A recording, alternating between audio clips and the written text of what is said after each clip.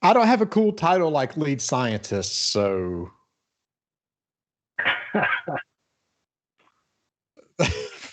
I'll take it. Yeah, the Swirly Awards. Yep.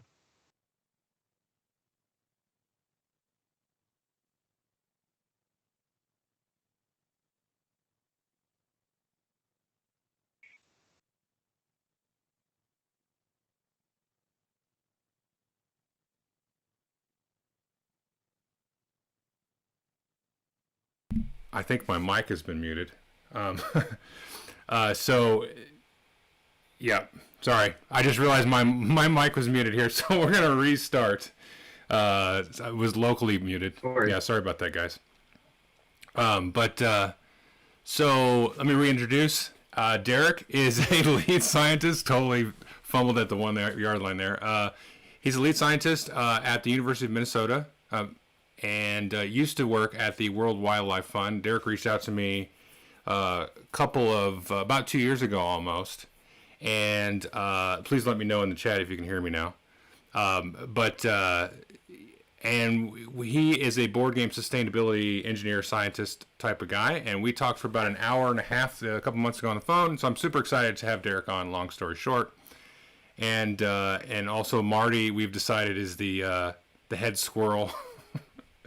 So, okay, everybody can hear me. Needs some title. Yeah, it needs a title. So, Derric has actually been in contact with a handful of board game publishers, some big and some small, I believe. We haven't actually talked in a couple of months about where you're at.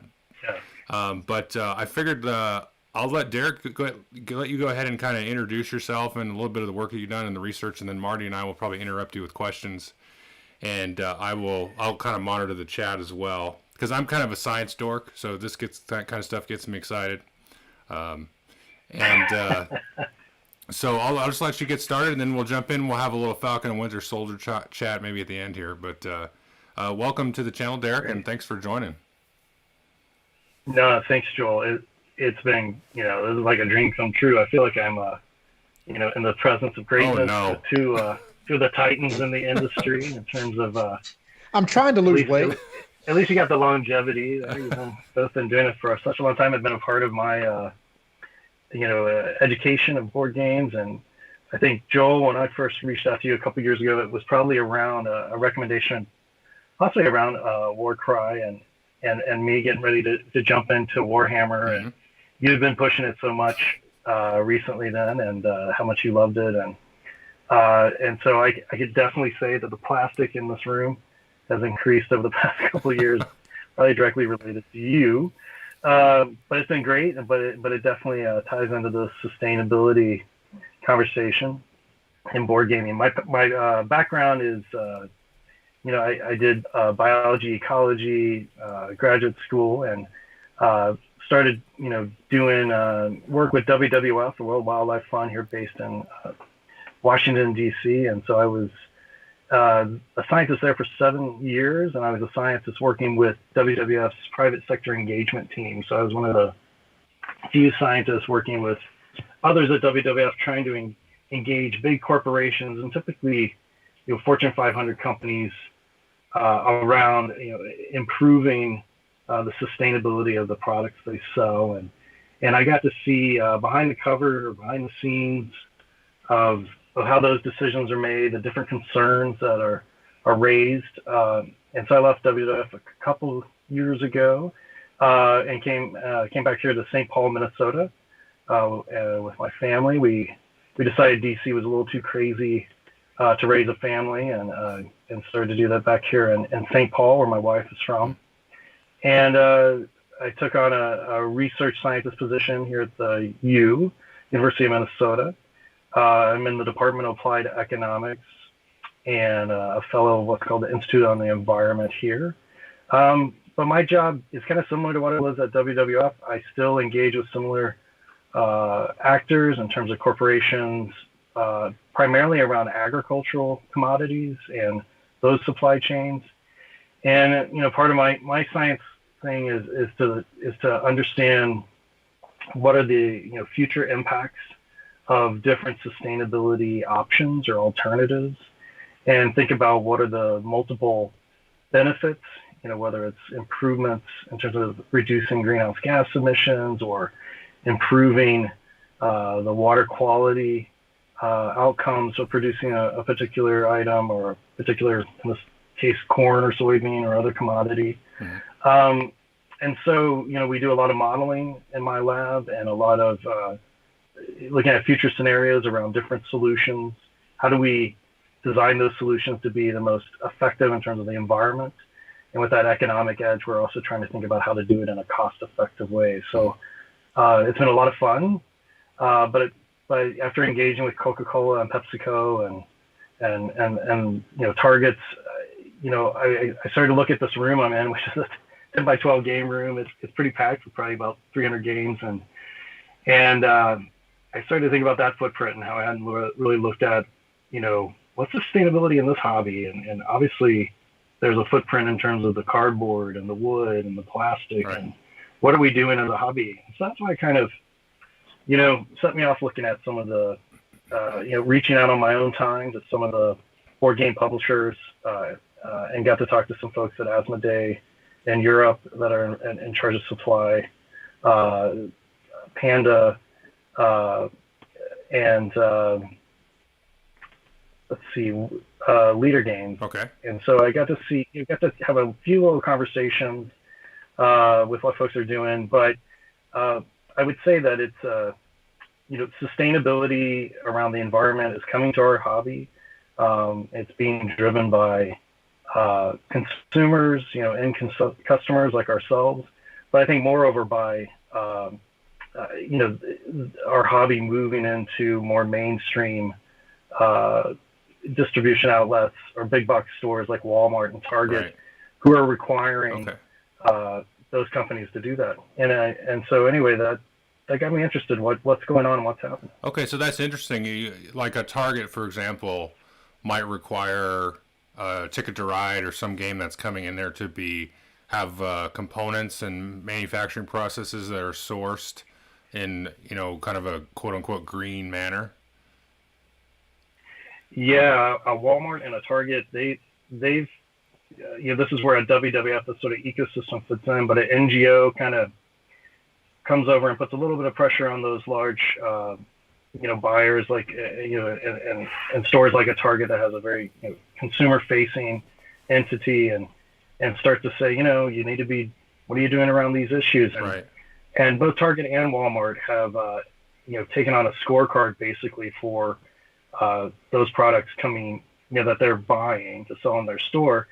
But it's a pretty high level, kind of cursory, not necessarily what's the impact of your board game, say, on carbon or water or those kind of things, but it's more like, what do you have in process? Are you starting to think about assessments? What are you doing to mitigate if you you have these particular impacts? But it's quite high level, but it is putting some pressure as you go into to sell in those markets. Kickstarter also just recently introduced a new policy that every Kickstarter has to publish a environmental impact statement on their page. Really? So that's something that, so if you're going to do a Kickstarter, you have to do it, you have to, on your page, your landing page, have a link to your environmental impact statement. So Panda Games is getting a lot of requests from, obviously, board game publishers that want to have information around, okay, what elements of my board game, in terms of the plastic, the cardboard, how are we addressing one source plastic, single source plastic, that kind of thing, that what they can put in the statement. So those are two big drivers for our hobby anyway, having Kickstarter in those big box stores. So you mentioned, go ahead, Marty, go ahead. I was going to say, just out of curiosity, if you talk to the publishers and stuff, I'm sure there's a lot of things that they can do to reduce their impact. But what are some low-hanging fruits that you can suggest to pretty much anybody? Say, hey, if you want to start somewhere, this is probably the easiest thing that you can do right off the bat. In our hobby, probably the easiest thing would be the reuse, which we do a lot. And I think reusing our products, a lot of us probably can't remember the time that we threw away a board game. But we may get tired of it and sell it to someone or give it to a relative. So part of it, reducing the waste, that sort of end use of it. And that's something that gets that's pretty manageable. And I think our hobby is kind of, our culture kind of works that way. Our norms are, we're kind of anti-throwawayers. So I think there's a lot of reuse. I think the opportunity to try to repurpose, some of these, I'm looking at, I don't know, my recent Cloud Spire, and of course I had to upgrade to these fancy chips. So I got like these extra chips. So what do I do with those? And so, trying to think of, what a 3-year-old can do with those chips, or trying to find other uses for them. But I think as far as consumers, it is a consumer hobby. It's the challenge between wanting a deluxeified edition, which of course has the bigger footprint, but it has all that, kind of collectability, or what we, want when we, because these are things that we're keeping, these are games we're keeping and treasuring. I think as a consumer, it's a little difficult. I think part of what our role might be is getting a little more comfortable with how the games are packaged, maybe our expectations around how a board game is packaged and what we receive. And part of that is, one of the biggest, and it's probably because it's most visible, is actually the shrink wrap on games. So that's something that, all of us have, had that shrink wrap come off. We think we threw it away and it shows up somewhere later down the line. It's something that can't be recycled. And so there's a lot of, energy to, it's kind of like the cosmetics of fruit and pesticides. The pesticides keep the fruit looking pretty, keeps the shelf life, and in a sense, shrink wrap provides all those types of benefits to our board game box and the contents in it. So there's, I would say within the publishing community, or within the manufacturing community, single source plastics have been, a big issue that they want to, or single use plastics have been a really big issue in the components of board games, or the packaging of board games. That's what they see as a low hanging fruit to address. And so they're looking at, what do they call them? They're like the little, wafer seals that you'll see on, I know, like Horrified over here, that and Rossenberger does this a lot on their Prospero Hall Funkoverse. When you buy them at Target, they're not in shrink. They have the little, so like Panda's trying to look at, these wafer seals, and they're getting to the point where, trying to understand, are people cutters or are they pullers? And if they're pullers, they don't want their box to get ruined. So there's a lot of some R&D that has to be done.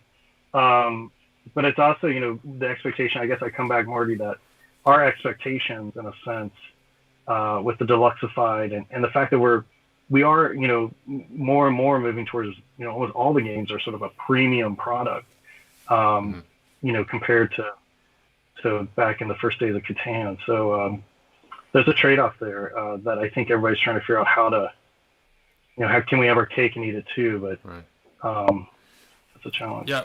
Well, I know, Joel. I just one last comment. I know one thing that can be done. Hey, Fantasy Flight Games, get rid of that Valley insert in all your games, and you'll. But everybody just throws away anyway. No kidding. Yep. No kidding. Yep. I mean, that's like half a joke, but I mean, I know you're serious, but yeah, I mean, it's for sure nobody uses that thing. So before there's a couple of questions actually coming in the chat. I wanted to circle back to one before we talk about materials a little bit more. You mentioned earlier that the NGO was putting pressure on like a Target or a Walmart. Can you explain what the NGO is? Oh, sorry. Okay, yeah, a non-governmental organization. Okay. So a non-profit. Okay, I see. So, nonprofit special interest groups, okay, that makes sense. And then kind of a follow-up on that was, what's your kind of experience about Amazon? Do they have any kind of, processes that they're trying to implement, or at least to publicly have they acknowledged this kind of thing? Because, I mean, they sell everything as well as like a Target or a Walmart. Is that something that they get engaged with? Yeah, I mean, Amazon just recently, through their foundation, gave something like, $800 million out, maybe $1 billion out, and almost on average about $200 million went to, WWF got this, the Nature Conservancy, I think Environmental Defense Fund, and a couple other NGOs. And it was Amazon's, very similar to a Coca-Cola or Target or Walmart we mentioned before, or several other corporations, but giving those donations to those big non-governmental organizations whose mission is to, improve environmental, and I think they even have donated some social outcome groups as well. That's one way a company will engage is through philanthropic, through their foundations. WWF also would work, directly with an Amazon or another company to actually look at internal decision making around where they source upstream with their commodities.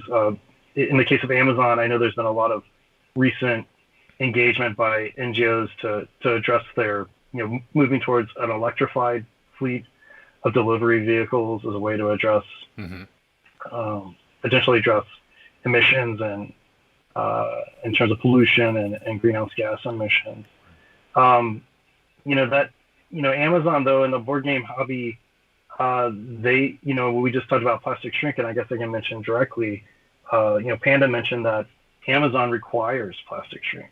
Really? So they're not going to let you, so that's going to be a big hurdle if that's, your entry point. Right. And given, like you just said, Joel, Amazon's such a big part of our distribution for a lot of consumers that don't have local game stores or et cetera to get those games, especially today. Well, that's an interesting comment there about the shrink wrap, because my suspicion is that Amazon wants the shrink wrap because they have such an issue with, I don't know how to say this, but the integrity of their products that come through there. I mean, there's a decent problem with board games and counterfeiting, and so anything that could be like opened and resealed in a way. I mean, not that you couldn't do it with shrink wrap, but any kind of leaning towards that end where you're like, well, they could just open it up and then retape it, and you don't know what you're going to get. So they probably have to deal with that end of it as well. That's interesting, though, that they would have that. And there's other. I mean, Hava's been making some very strong stances as well around shrink wrap. I still think shrink wrap is kind of a visible thing, but right now the industry, they're feeling pressure around sustainability. I mean, we saw in our hobby, around diversity and inclusion and major shifts in terms of the themes that are coming out in board games now, as well as just our community in general. Right. Anybody went over to Board Game Geek lately and land on the main page can tell that we're quite different as a culture, as a community than we were a couple of years ago. Sure, for sure. And I think sustainability around environmental and these social issues, they're feeling it. Where Panda's having webinars now to talk to, they're talking to, publishers, not consumers.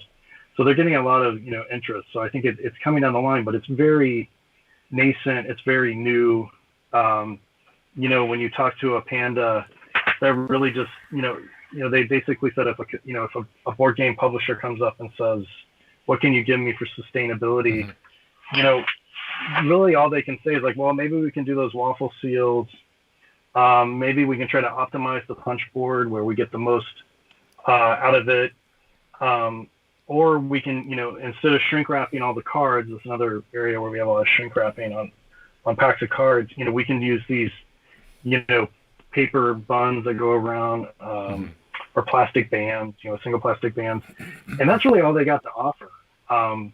So it's quite nascent. Now there are Ludifact's quite different. They've had a history of being a little more sustainable, and of course Ludifact's another European-based manufacturer that produces a lot of right.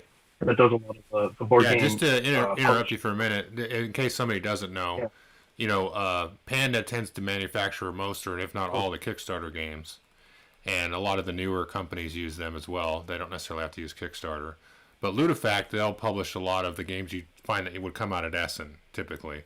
Hans und Gluck and Spielworks, and I don't know, a whole bunch of those, So yeah, so sorry, I didn't mean to interrupt you, but I just want to make sure people kind of know. Yeah. And Ludifact, it could be, because of the longevity, and they primarily on paper components, but they've been, kind of ahead of the curve for a long time, offering us what we would say Forest Stewardship Council certified paper products. So that means these are forests and paper mills that have been certified under FSC, or the Forest Stewardship Council, which makes sure they're having third-party verification around the environmental practices they're taking in terms of how they're logging and the impact that's having on local communities, as well as the workers in those mills or in those forests. So that's something that Panda's not addressed at all yet. Is sort of around the idea of different, more sustainable materials coming in. I mean, they actually mentioned just recently their factory in China just got 2 electric power forklifts. I can't imagine being a worker in a bunch of gas powered work inside a warehouse, but yeah, that's just some of the. So everybody's at a different stage, and I think it's at its infancy in our hobby a little bit. Right, and you mentioned the forklifts, and there's a couple of comments in the chat here about the whole kind of, I'll just call it the pipeline, or the production pipeline is, you have the materials. So if you take Ticket to Ride, you've got the board, the cards, the plastic trains, pieces of cardboard and stuff like that. And then you've also got like the shipping container. Somebody mentioned that GMT uses this, was it soybean? Let me see if I can find it here. There's a certain kind of packing peanut that they use. And the whole like process of not just the physical components, but the actual machinery and the whole worker process and the machining process. So you mentioned shrink wrap. Well, there's the shrink wrap itself, which is plastic, but it's also like, what is the machine that's wrapping the cards or the box, and what's that running on, and that whole sort of underlying ecosystem. Right. And there's like a complete life cycle analysis. You could definitely keep spinning the. I did try to draw up a life cycle assessment, or try to draw the life cycle of the board game.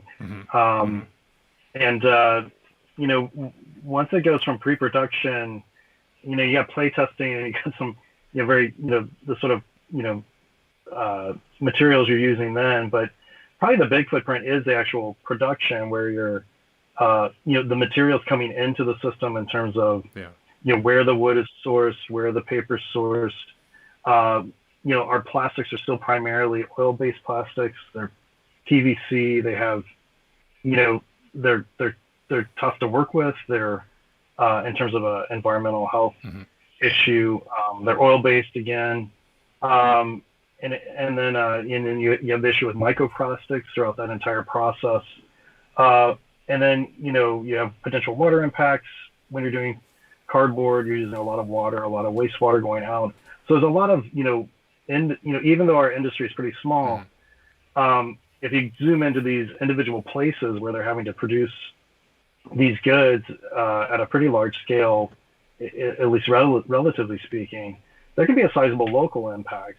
And of course, then you have in that process of production, you have the workers in terms of human rights issues, labor issues.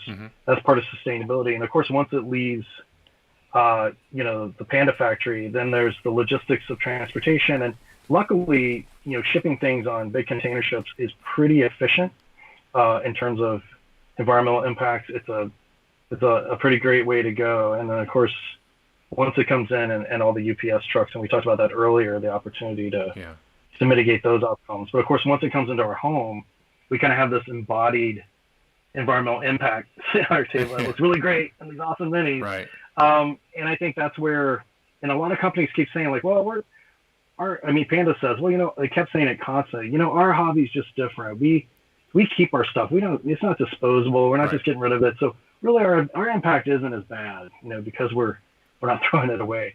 But eventually these games are going to, probably be thrown away. Yeah, and you and I actually talked about this a little bit a couple of months ago, because that was my thing. As I I was kind of playing devil's advocate, which I don't always like to do, but sometimes I got to do it.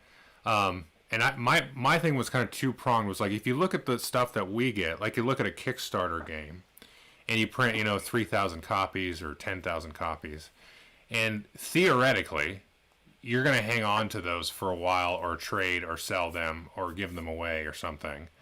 And so that it's not going to go into the garbage. So, but you're right. Eventually, everything is going to end up in the garbage to some degree. I mean, it just is. So that's kind of an interesting thing. But if you look at, we were just talking before the show went up, like look at all the old Candyland games or the old Monopoly knockoffs. Mm-hmm. Like there's probably thousands and thousands and thousands of copies of those that have ended up in the landfill. So it's an interesting kind of dynamic there. If you, when you're looking at weighing the impact, it's like, okay, this thing has a huge impact, let's say, but we only made 10 of them, and the 10 that we made are still around and they're still being used, or at least they're sitting on a shelf, So that's kind of an interesting sort of juggling act, whereas this maybe like a copy of Monopoly doesn't really have any impact component-wise, but there's a billion of them and nobody plays them. Yeah, so I think you're definitely right. I think I've engaged with Hasbro mm-hmm. a little bit and Mattel, and these are companies, right, that they make toys. They make a lot of mainstream games that are often disposable. Definitely have a shorter shelf life at home than our games. But they have a very mature. It's still there might be a little skepticism of how deeply integrated it is, but they have a very mature sustainability team internally. Of course, they're much larger, mm-hmm. big, in terms of what they're doing, but they're probably any of our board game manufacturers or publishers could go and look at it's publicly available on Hasbro's website, but you could you can see the writing on the wall what Hasbro is having to leap through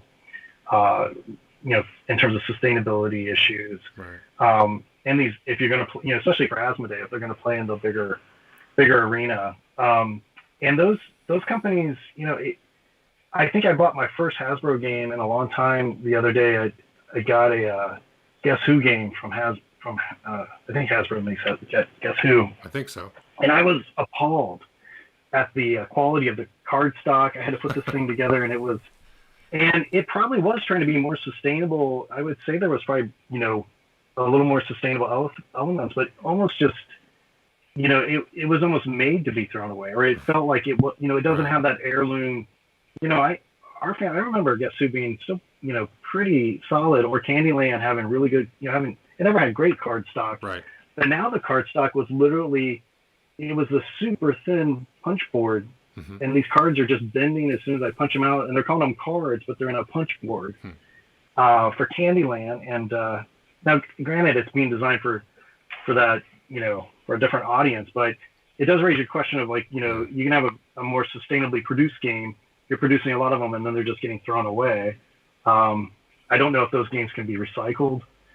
Maybe some of them can. I mean, that's another part of where you say consumers or could have a role to play in our hobby would be if we did throw things away, could we recycle? Unfortunately, a lot of the components outside of the empty punch boards, there's not a lot that we recycle or can recycle in our hobby. Well, that was kind of the next question I wanted to talk about is, if you look at any of these games, what can be recycled? So cards, I assume cardboard can be recycled, whether you're talking about the punch board or eventually if you did throw out the game, the cardboard could be recycled. I know, for example, we talked about miniatures earlier. The miniatures I get from Games Workshop, my local place says they recycle plastics, but there's so many different kinds of plastic. Now, I take the sprues, that the miniatures are sort of connected to. When I'm done snipping them out, I throw them in the recycle bin. But, I'm not super sure because, like a milk carton is one kind of plastic, shrink wrap is another. I don't know that my local, landfill or whatever is actually recycling everything that I put in there. Because I've talked to people and they said, well, we don't recycle plastics here at all. It's only like aluminum and glass, or some places don't even do glass. But Yeah, it's not as widespread. yeah, so it kind of depends on where you live, I guess, and what your facility is up to doing. But then didn't we share an article or something like that with? I think I shared with you. You shared with me about something, and it might have had to do with the pandemic. Was these places are actually stopped recycling plastic because of? I guess I can't remember, but you might have some more insight there. Yeah, I mean, there's been some places where recycling is becoming less common, and that there's always the issue of just the access to recycling. I think I did scour a few blogs for Warhammer around recycling their sprues, and I think the conclusive answer is that they're not recyclable, Okay. but or at least in mainstream, but that they did say, and I don't know if it's true, I never talked to one of their own stores, a Warhammer store, but that they will take sprues back. Oh. And they must have a process where they can recycle it. I mean, typically the challenge is that it's so much cheaper to just produce, the new plastic than to invest in recycling it. This is the case with Legos. It's way cheaper to make new Legos than for them to collect, the old ones and recycle them and use them. And of course, you also lose some of the integrity of that sort of virgin plastic.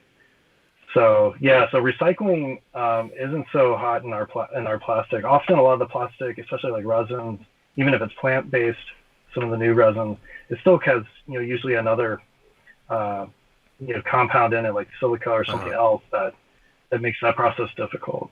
I see. Yeah, So our plastics aren't so easy to recycle in our hobby. Right. Well, I will say, half jokingly, you can recycle sprues and make terrain out of them, but you only do that so much. After a while, you don't need to do any more. Well, there are cardboard constructables, which is a term in the industry now, that are being used instead of plastic for terrain and different things. I think the new Descent that came out utilized a lot of these cardboard constructables, which in a sense is having a game within a game. It's a little meta there. It's just trying to put those things together. But I don't think that's actually out yet. But yeah, that's another thing. Yeah. Yeah, but there is actually some. If you're talking about terrain, there is some great terrain that's come out. I can think of Metromorph, which is currently sort of in between print runs, and what's the other one? Oh, there's another one there. They make cardboard terrain, which Games Workshop used to do, and yeah, it's great stuff. Especially with like the new screen printing technologies, it looks super detailed, and there's all these cool pieces of art on it. You don't have to paint it, and you can break it down super easy or super flat, and then build it up pretty quickly. So, as far as terrain go, that's pretty cool. Now you mentioned the resin on a miniature. What about like 3D? Do you know anything about 3D printing? And there's the PLA printers, and then there's the resin printers. Mm-hmm. I mean, if you don't, that's fine. I just kind of popped into my head about. No, I know a little bit about it, and I did hear. There's been some questions about 3D printing. I mean, part of it at scale is not very. The technology still isn't there, and it's very. The time constraint. Right. How long it takes to produce 4 miniatures, that through 3D printing versus, more conventional means is pretty far, pretty big differential still. And the challenge is they still have, there's still some pretty wicked chemicals that you're using if you do 3D printing at home, and especially if you're doing resin. You're pretty decked out with like a hazmat sort of setup, and that's another aspect with the plastics too, is that they're always off gassing, and resin actually part of the challenge is that it has bigger because basically plastics just are breaking down over time, right? And they break down into the environment, and we hear a lot about that in terms of marine systems and oceans, and we often think of all the Coke plastic bottles washing up on an island, or the island of plastic bottles, but it's really the journey of that plastic before it gets to that island in terms of the ingestion and animals and also the byproducts of making plastic, a lot of these microplastics that are quite small. We don't even fully understand how, they bioaccumulate. I forgot, actually, Tony Topper I was just going to bring him up. Did highlight how much plastic might be in our bodies right now.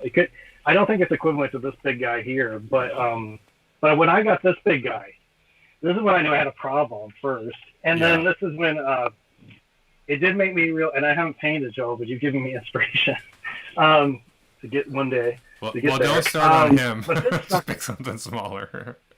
No, I've been doing other ones, but I haven't got to this one yet. But when I got this thing and took it out, and it stunk. My room smelled of this really strong plastic. Like, that's probably not healthy. And my wife could smell, and I had to set it out in the garage to air out. But it made me think about cumulative.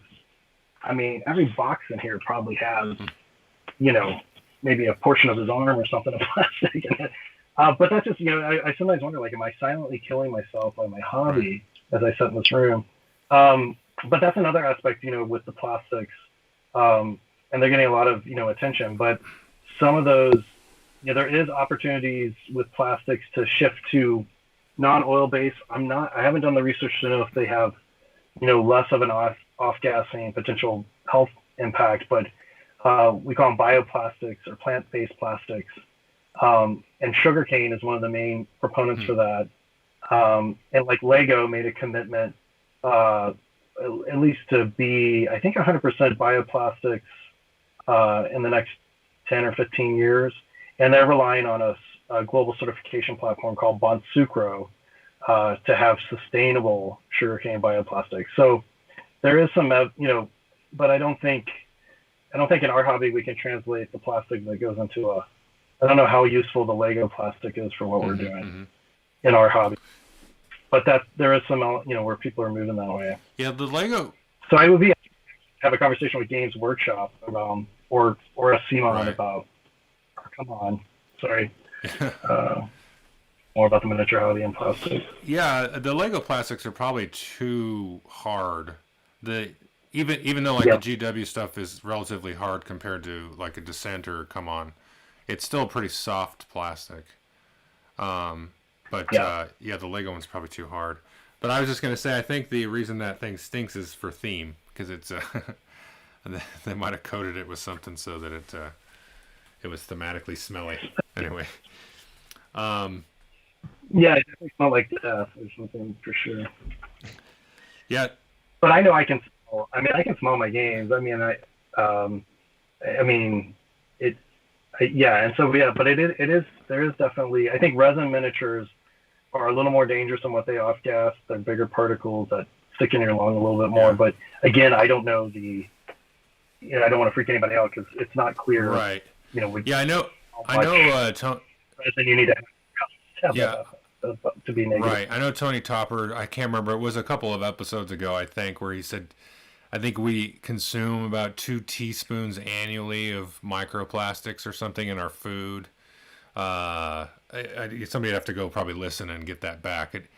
When he says it doesn't sound like a lot, but then it says well, if I ate that all at once, I don't think I would keep it down. It'd probably spit it back up or throw it back up or something. But yeah, so it's an interesting thing. But I mean, yeah, it's something that's really tough to think about and quantify when you get to that sort of microscopic level. There's a comment in the chat here that talks about sniffing the board games, and one interesting thing is you know how sometimes, and Marty can back me up on this, you get an LCG or a TCG or something, and some of them have just that great smell, and it must be the ink or something that they use there. And I don't know if either of you guys know anything about that, but because sometimes you open up a game and there's a certain smell that some of them have, and I wonder if that, and I happily ingest that. I'm like, ooh, it's that one smell, and I'll just take a deep breath of it. And I don't know, maybe I'm doing the bad thing. I shouldn't be doing that. Yeah, I'm starting to get Tony's I'm starting to get a little bit of Tony phobia on that, where I'm like, oh, maybe I shouldn't be breathing this. That might be I just cut off 5 years.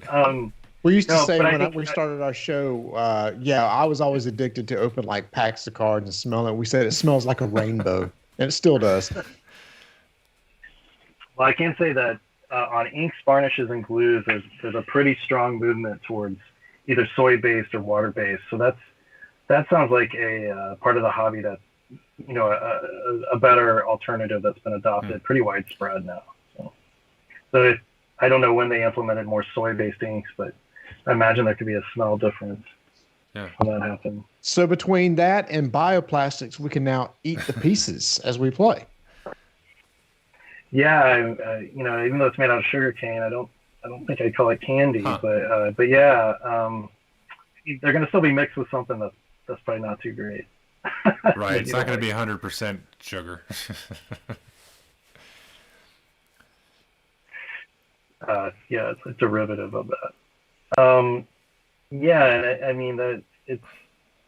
I think what I took from my, if I can just sort of summarize what I took from speaking to the different publishers is, and the fact the game manufacturers, and then we could take more questions, but just I think it's pretty obvious that it's new to them. The requests that they're getting to either spell out what the impact of the different gaming components or materials they use have on the environment. Those are new questions. Like a Panda was pretty upfront that they don't know the answers. They're limited on trying. They're basically have a team that's called the Green.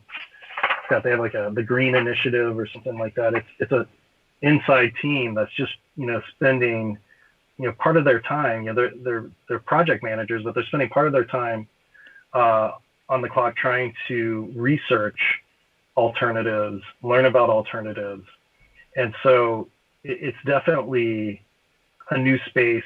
I think it's going to it's only going to increase, but I think they're at a set of they're at the journey right now where I think there's they're trying to get a handle on it in terms of how to respond. And I think some of these immediate issues that are highly visible, like the plastic wrap, plastic on cards, almost everybody was much more focused on these sort of single-use plastics, these sort of things that there might be some easy things to address with, but no one's really, very few folks are sort of addressing what I would say the upstream impacts of that occur regardless whether we keep our games or throw it, which is just, really in the production, both in the materials that come in terms of the wood, the paper, the production of the cardboard, the production of the minis, and both the social and environmental impacts around that part of the industry. I think that's probably where the biggest footprint is, and it's obviously probably where the biggest costs are to try to address it. So it doesn't surprise me, that they're moving, kind of cautiously. They're seeing the low-hanging fruit. They're also seeing things that are quite visible. They're more obvious, perhaps, to address. I mean, Panda just, and it's great. I mean, I'm applauding it, but their big initiative recently is to plant a tree for every 2,000 games they produce, or every 1,000 game they produce. So they have this, plant a tree, and they're working with, tree planting organizations as a way to, I think, offset their greenhouse gas emissions. So, I see elements of, what these big Fortune 500 companies that have, much more of a history in this space. And I just see our hobby, even though it's small, I think it's going to be pressured if it wants to continue to grow. And I think Asthma Day will be a bellwether for that.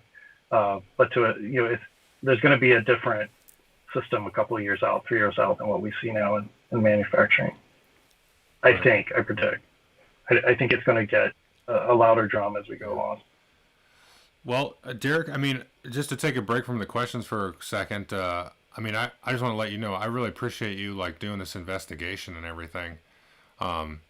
It's one of those things where, I don't know, I don't speak for Marty or anybody else, but as a media person, I see a lot of discussion a lot of times on like a social media or certain things like that, and I don't really know how to assess it or gauge anything, and because I'm definitely, like I said, I'm a kind of a science nerd, but I do like enough other science in my day job that when I get home from work, or so theoretically, my brain doesn't really want to try to problem solve any more than it really has to, and so I really appreciate that this is your life's work, and you're turning your lens on board gaming and stuff, and I'm super happy that you agreed to come on here and talk about this and share. Yeah, I know, and share the what the publisher shared with you, and I'm grateful for them for having at least it's definitely one thing that they're doing some steps like you mentioned, but they're at least talking to you and allowing you to ask them questions, which is a good first step all by itself, really. But yeah, so I just wanted to say thanks for that. Yeah, no problem. Oh, thank you. Yeah. I think it's just, I think it was interesting. I was thinking about this, about how the video game market and board game market are doing the inverse of each other. So video games, remember, used to come in plastic cartridges with boxes and manuals. And then over the years, they went, the manuals were gone to CDs, to digital distribution, to where the video game industry impact is getting less and less. But as board games grow, just because of the nature of what the hobby is, it's going to have a bigger impact than what video games do. And there's not really a correlation. It's like, well, they can go the path of what video games did, because you can't do you can do digital board games, but you know what I mean. It's like just interesting. Those two industries have like crossed each other. Well, yeah, I mean that's a good point, because you have here like cloud gaming kind of around the corner, so there won't be any media. You won't even need quote unquote physical disk space locally. It'll be in the cloud somewhere. Granted, there'll probably be millions of servers making some kind of impact, but the board game industry, as I think Derric kind of mentioned earlier, and I think we'd probably agree, is leaning more towards the heirloom collector's item product that takes up, the individual game takes up even more of a footprint than it did before. So it is really leaning towards the other side with all these Kickstarters and everything. Yeah, I will say on the positive that I think, at least, a lot of my work is looking at raw materials and commodities and the opportunities to improve the environmental outcomes of those and social outcomes and still produce things from those goods. I think there's definitely an opportunity for us to still get a deluxeified game that has a reduced footprint. It's not zero, but we can reduce it.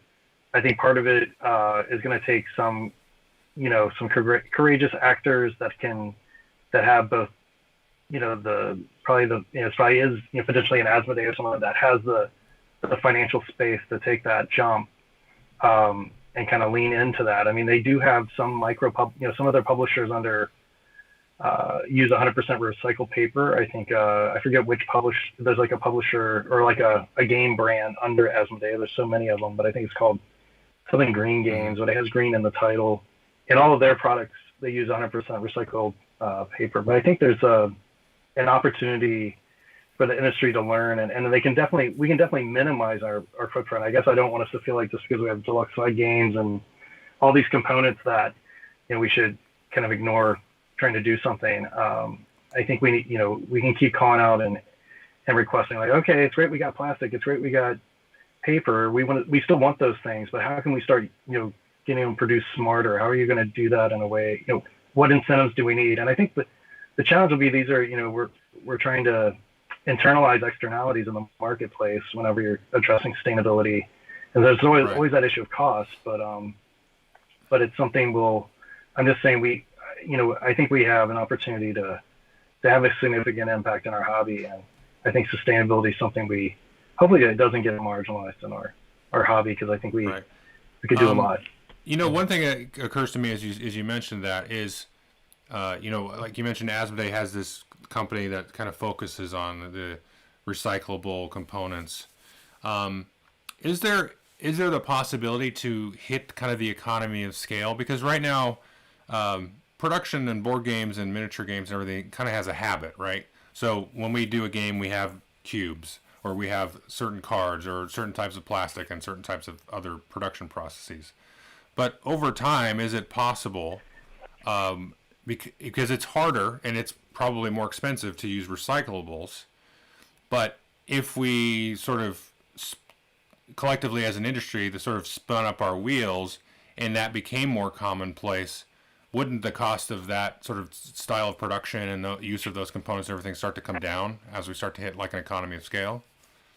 Yeah, I think that's a great point, and I think the evergreen titles are where we should put our emphasis. Okay. Try to emphasize. Those titles that are selling 20, 50. They're having 65,000 print runs. A Ticket to Ride. If we could actually, threw that out. That's the day the person I was talking to.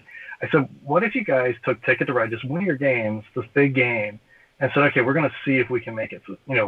Going to call it a sustainable. Maybe we team up with WWF or someone else, do some branding, get some benefits there, maybe Target, making it exclusive, hype the sustainability side, but actually really, focus on one product. I mean, they already have the cutting edge with Ticket to Ride. It's produced by Ludifact, all the cardboard. They do send in, all the trains come from China, but, Ludifact currently has 2 lines of publishing, of manufacturing. They have sort of conventional paper, and then they have their certified, more sustainable paper. But I think, those evergreen titles, to your point, in we could learn a lot, given, the scale that those are being produced at. Those would be a first idea of a place to start to test. Again, it puts a lot of that in Asmodee's court, which I'm not. Yeah. We can say whether we're comfortable having it led by one. Right. One yeah. company, So somebody would probably have to sort of be the guinea pig, right, to make that first leap with what you said, like a large scale production, like a Ticket to Ride or something. Yeah. Yeah, and the sweet in the pot would be to have. I mean, most of these companies that engage in sustainability initiatives and come to a WWF or begin to move towards this direction, it's really because they're, it's not so much. When we think about risk across the company, there is the nuts and bolts of like buying the input, buying the wood and then producing your game and, looking at making sure you're in the, black in terms of that. But there's also other factors that come into play, and reputational risk is the biggest one around sustainability. It's the short, the license to operate, and those sort of intangibles around those risks in terms of either future legal risks and where you're sourcing, the reputational risk in terms of who's, going to buy it or not buy it, which markets you have access to. Those are real costs too, even though they aren't the same as, if I get a sustainable, and it becomes the calculation. It's like, maybe it costs an extra so much to get more sustainable, to produce a sustainable game, but you may see this, other benefit on the other side, and in terms of your overall picture. So I think companies are looking at it quite sophisticatedly across. And I think if an Asmodee did partner with this is why you come to a big NGO that has a conservation brand, and you got Target. I could see a match made in heaven with a lot of players seeing it, getting excited. Yeah, I mean, there's there's definitely a marketing angle there, and I mean, I feel like I would say, well, heck, I'd buy a copy of Ticket to Ride if they did something like that, just because. There's a comment or a question in the chat here from Philip, and I think I want to kind of bring it in because it ties in with this. And he says, what percentage of evergreens make up the sales market? My understanding is that most of the sales market is the evergreens, because you have your Ticket to Ride, your Terraforming Mars, your Catans, Magic the Gathering, all of the big hitters. And Marty, I mean, you follow this, I think, a little bit more than I do. But that's my understanding, is the vast majority of games sold actually are those evergreens. But I don't know for sure. I mean, I'm kind of hazily picking out a statistic there. I couldn't quantify that at all, so I'm not sure. I think I've heard Bonacore and others state that, the evergreen allows you to produce your other games, basically. I mean, a lot of times it flips capital to do those other games and experiment. But if you just look at all the acquisitions that Asmodee has made, they're going after an evergreen, not the publisher. Right. And you can look at even when they peeled off, when Kobe Docs peeled off with Flat Hat Games, he wasn't able to keep those he's rebooting Summoner Wars, but yeah, he also has those absolutely. evergreens. Yeah, you're 100% right. And I think it must have been maybe a Board Game Insider podcast or something where I have recently heard that like you sell 50,000, 100,000 copies or whatever of Terraforming Mars, so you can print 20,000 of your other 8 games. But I don't know holistically if you look at the whole industry, because there's got to be 1,000 board game publishers. If you add it all up across the board like that, how it would look. My suspicion is, and maybe somebody watching this later or something might come in and comment.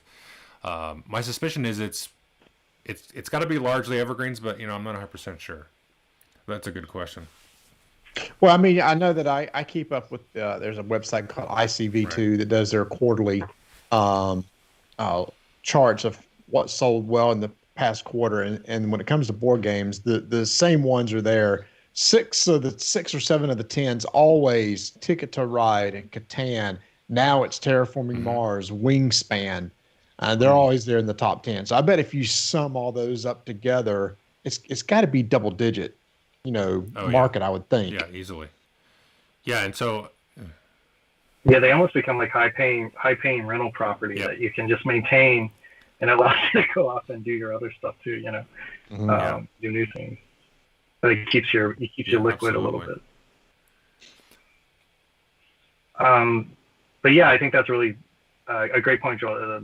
I think that's an opportunity to see if we can find some new solutions. And like you said, with Panda seems, they're doing a lot of the major Kickstarters. That's where we're starting to see. I don't know how we think of Kickstarters in the way of evergreens. I guess over time they don't raise as much money, but it's still a pretty big. I don't know the number of units. What's the largest number of units that at a would be Kickstarter? would that be Gloomhaven? Exploding Kittens. Or no, Kittens. Exploding Kittens. Exploding Kittens was a ton, but yeah. Yeah.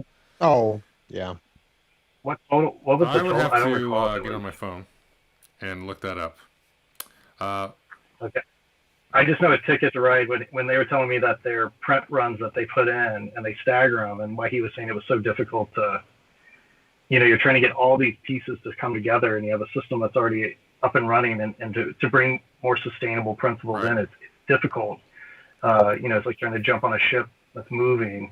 But yeah, it was like $70,000. It was 70,000 units, I think, is what he was saying is like our print run, our new print run for. And Exploding Kittens in 2015 had 219,000 backers. Wow. Okay. And it's still, and that's a Kickstarter that still is in production. So they're not doing Kickstarters, but they're still producing that game, and Right. And it's become an evergreen for other titles. I mean I think it's my suspicion is that the number of evergreens to come out of Kickstarter is probably equal to the number of evergreens to come out of not Kickstarter.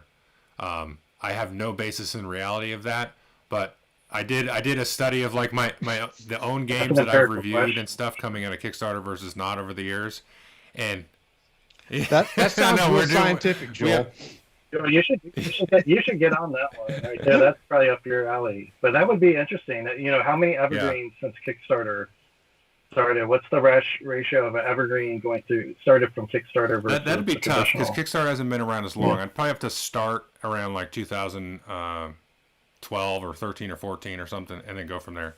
You can control it for the same period. But the only reason I say that is my little sort of guesstimate there is because a while ago I went back. I actually did this twice since I started reviewing games, because people used to say, "Oh, so many crap games come out of Kickstarter versus the real world," and I went through and kind of looked at all the games that I had I'd seen that were Kickstarters versus others that weren't, and it was about the same percentage of games I thought were, in my opinion, good games versus bad games. And I would say it was about 25% of them were I would call bad, and where 75% of them were at least good. Maybe they weren't the greatest thing in the world, but and it seemed to match up to me across the board. So to me, I was trying to figure out if there was a myth that Kickstarter games were somehow significantly worse than non-Kickstarter games, and with my own personal assessment, which is completely subjective, of course, they seem to be about the same. So yeah. Well, not especially not now when you're talking about a lot of larger publishers Yeah. are going to Kickstarter with what you feel would have been a very good game anyway. That's a good point. Prime example, Portal Games just took, Robinson Crusoe, who did amazing. They probably didn't have to go, it was Game Found instead of Kickstarter, but they probably didn't have to go that route. So you got a lot of companies, it's like, this is probably going to be a big hit, and we're really going to, punch it up by putting it on Kickstarter Game Found so that more eyes can even see it. Do you guys think we're hitting I feel like Hollywood and the film industry has kind of hit this, we're getting reprints, you're seeing, old titles get remade, and, there's not as much new stuff. And I mean, like Disney's constantly, now taking all their animated and creating new. Do we see that in board game now where we're just, like, as it becomes, we just got to recreate the same game? And, I mean, Robinson Crusoe is one example, but where we're just seeing every year it's going to be, these new, I guess the second edition or the third edition. But I feel like that's becoming much more lucrative than it was in the past. Well, it's a low risk. In the episode that we just released, we covered I didn't realize at the time, but we covered 3 re-releases. Spartacus, which came out like 2012 or whenever that was, Ashes, and Summoner Wars. So those games we just covered, all 3 have been just re-released. And pretty soon it's going to be, Sentinels of the Multiverse is. I think the frequency of new editions is increasing. Again, that's anecdotal, but I've heard that sentiment sort of bandied about over the last year or two. It seems like the second edition, the deluxe edition, the whatever is increasing. I mean, I just reviewed a game After the Empire. I think I put the review out last week, and they released on Game Found this week. I actually had the review in the can, and I reached out to the publisher. I says, "Hey, I've got this, but I try to stagger my release schedule." And I said, "Oh, I'm doing this show here that we're on right now." And they said, "Why don't you put it out on Friday? Because we're going out on Game Found." And I'm like, "Oh, really?" And then, so I looked, and they're doing this really cool deluxe edition. And I was like, "Wow, I wish I had that one." But yeah, but that game just came out. After the Empire just came out. Like, yeah. But I'm going to say I have no issue with that. I mean, it's not like you talked about Hollywood. Hollywood's different, where they're not taking the original and touching it up. Lots of times they're taking a story and redoing it with different people. That's different. But all 3 that I just talked about maybe were redone and tweaked a little bit. But I don't mind it, because there's a lot of games in the past I never got to play. Like last year, I never played Tammany Hall. And a new version came out of that last year. It's like, wow, man, I did miss this good game. I've experienced a lot of games over the years that I just missed, and they were hard to get. Another one that was just announced from Gale Force and I, Tyrants of the Underdark. It's one of those, I loved it when it came out, then it kind of went away, and they're bringing it back. So there's a lot of new people in the hobby, but I think it is a little bit different than Hollywood, where it's just taking an idea and an old idea and just, the Ghostbusters 2 or just, hey, we're going to do Ferris Bueller's Day Off, except with brand new actors and everything. It's like, no, please don't. But that's I agree with that. Yeah, and I wasn't trying to. Yeah, that was a bad. And I mean, the reissue part was but I do think the reissues in the board game hobby, either it's a title that's not widely available, or it's got high scale prices, and so it's out of print, and if they do bring it back, that's totally fine. That makes a lot of sense. And they're often been tweaked and improved. I wonder if it is. I think there's a kernel of a point there, because, like you said, anybody can go back and watch Ferris Bueller. Like, there's no print run on that, because it's a movie. Whereas, Marty, you're right. So if you miss Tammany Hall, or you miss a game and it's not in print, well, you're not going to be able to get after it. So just having a new print run or a new edition isn't necessarily like rehashing an old idea. It's just like, hey, this was a great idea. We need to get it to more people. Tammany Hall is a fantastic example. That a game, I think when it came out, it had less than 500 copies in the initial run, and then they reprinted it back in 2012, a little bit more, and now they reprinted it again, and it's definitely a unique game. And I was sad to see that Z-Man, as well as Grail Games, have both decided not to reprint a bunch of the Reiner Knizia classics that they have. So I assume that those licenses will lapse, and those a lot of those are, in my opinion, great games. But the reason I'm sort of dovetailing off of this is because I wonder if part of the sustainability issue in the hobby is that whole scattershot, let's print 1 billion different games. I mean, Stephen Bonacore came up earlier. He's been pretty vocal about this, where if you roll back 5 years or so, the strategy of the Evergreen, called the Evergreen strategy, was to print 20 games and hope one of them was an Evergreen. That would help cover the cost of the others that didn't do so hot. And then that one would go into your pipeline. You'd have an Evergreen, in perpetuity. And they keep doing that every year, 20 games, 20 games, 20 games. So that creates a lot of waste in a lot of different ways, if you want to look at it that way. Although there should be some other good games in there to enjoy. But I wonder if a shift in the hobby to focusing on, I hate even saying this out loud because I hate stifling creativity, but if there could be a focus more on, like, let's just print the really good stuff. I don't know if that would sort of help the environmental footprint. It would help, reviewers' sanity, because there wouldn't be 1 million games coming out every year. There would only be But, yeah, I think the 1 million games coming out makes it hard too. I mean, there's such good games that come out that, I mean, it's hard to get that evergreen or be that title. And I think the scattershot, everybody's doing that. And like you said, there's 1,000 publishers. And so, I don't know, what is there, 3,000, 4,000, 5,000 games a year that come out. And they can be really decent games. I mean, how many games have you probably reviewed in your podcast that, the month later you're like, that game was good, but no one's talking about it. Like no one. And so, I mean, the publishers probably feel that as well. And it's like, I got this brand sitting here that, I can make it better. I can, gussy it up, and I know it's got an audience, just like an expansion.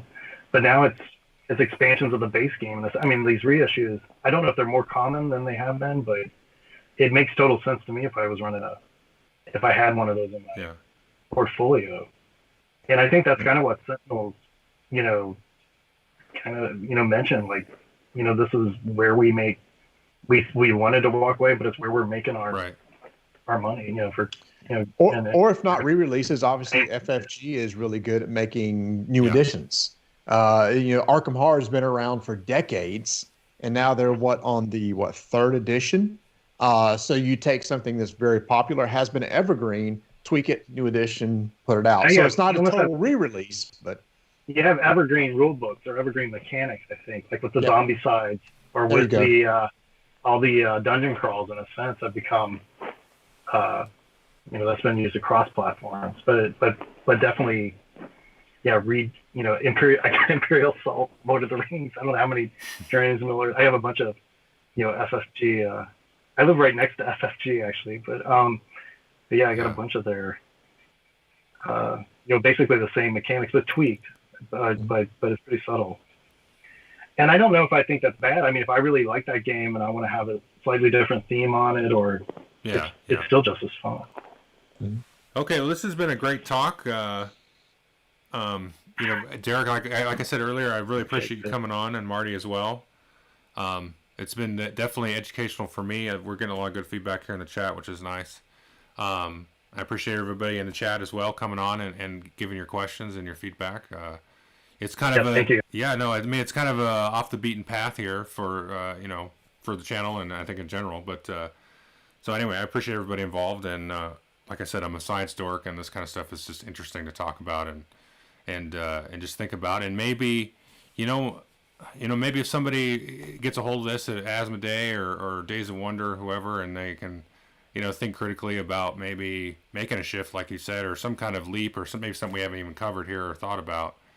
I'm curious about that and how feasible it'll be is. A bottom up.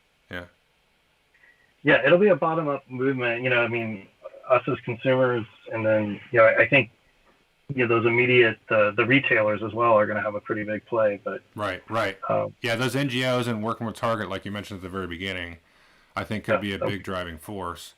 And I think just to kind of maybe try to put a pin in that is like, I mean, cause I'm just kind of imagining the sort of messaging and the marketing impact and and just the after effects. If they came out and said, "Hey, guess what? Ticket to Ride starting in 2023 or something is going to be a green game or something." I hate that word, but it's. Do you think we could use Lego plastic for the trains? Those trains are pretty hard.